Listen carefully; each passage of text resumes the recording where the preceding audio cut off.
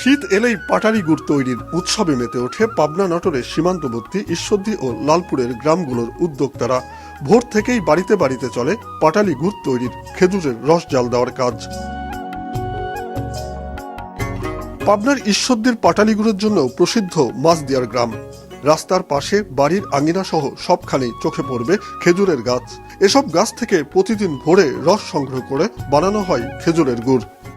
রাত ৩টার থেকে আমরা এই খেজুরের গুড়ের রসটা সংগ্রহ করে এতে ৩ ঘন্টা ধরে জাল দিয়ে এটা পাটালি আকারে বিক্রি করি। খেজুরের রস এই এলাকায় ভালো হয়।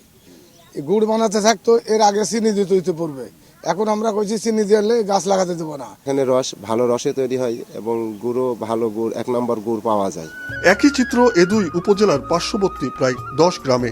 উদ্যোক্তারা জানান 6 লিটার রসে হয় 1 কেজি পাটালি, যা পাইকারিতে বিক্রি হচ্ছে 300 টাকা দরে। এ অঞ্চলের পাটালির চাহিদা স্থানীয় চাহিদা মিটিয়ে সরবরাহ হচ্ছে সারা দেশে। আরেকবার যে হারে টাকাটা বেচছি গুড়, সে হারে তো এবার দাম পাইনি, এবার দাম পাওয়া যাচ্ছে না গুড়ে। রস আমি জ্বালা গুড় বানাই ওই এলাকার বাসিও নেয় পিঠি খাওয়ার জন্য, বাইরেও যায়। যখন যেখান থেকে অর্ডার হয় সেখান থেকে আমি করি। ঢাকা যাচ্ছে, কুমিল্লা যাচ্ছে, সিলেট যাচ্ছে, হ্যাঁ বিভিন্ন জায়গার ধরন চলে যাচ্ছে। দেশ কাটছে,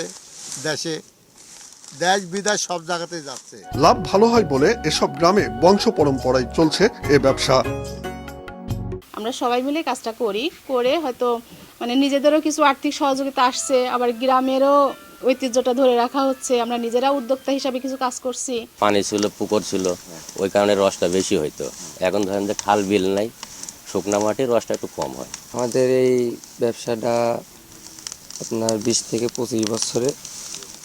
আমরা এই যে আপনার এই গুড় আমরা যে তৈরি করি, এ অঞ্চলের ঐতিহ্যবাহী পাটালি গুড়ের ব্যবসা টিকিয়ে রাখতে সহযোগিতা করতে চাই স্থানীয় বিসিক।